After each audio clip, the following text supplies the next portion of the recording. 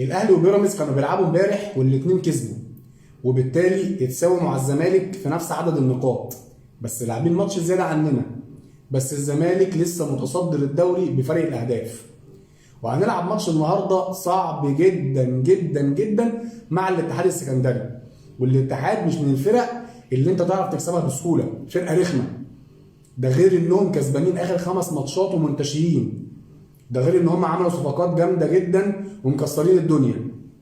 ده غير ان انت هيتعمل فيك البدع النهارده، لان انت بعد ما بتلعب بعد الاهلي بيوم والاهلي بيكون كسبان ولسه عنده امل في المنافسه، فهيتعمل فيك البدع. نفس الكلمتين اللي قلتهم قبل ماتش السيراميكا بتوع الكاس واللي حسبته لقيته. فانت بكره هتنزل هتشوف عجائب وغرائب وطرائف، هيتلغي لك اجوان وهيتحسب عليك ضربات جزاء وبص هتموت. فنعمل ايه يا باشا عشان ما نقعش في الفخ دوت؟ ننزل رجاله، ناكل النجيله، نلعب بنفس الروح بتوع اخر 7 ماتشات، خصوصا ماتش بيراميدز. انزل هات جون واثنين وثلاثه و10 وخلي الحكم يلغيهم، ما تخليش حد يقرب من منطقه جزائك. ننزل بكره كاننا بنحارب، العب بكره كانه ماتش كاس، خروج المغلوب، لو اتغلبت هتخرج. لازم بكره باذن الله ناخد ال3 بونت ونفضل متصدرين بفرق النقاط مش بفرق الاهداف.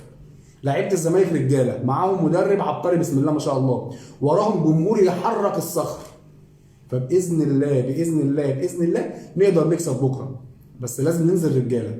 مالكش دعوه ان انت متصدر الدوري، مالكش دعوه ان انت كسبت بيراميدز، مالكش دعوه ان انت عامل اعجاز وانجاز بالسكواد اللي معاك دوت، مالكش دعوه ان انت متفوق على فرق بمليارات. انا مش عايز كل الكلام ده، انا عايز بكره انزل انسى كل الكلام ده، افتكر بس ان انا الزمالك ورايا جماهير بالملايين في الشرق الاوسط، ورايا ناس بتنام فرحانه لما انا اكسب.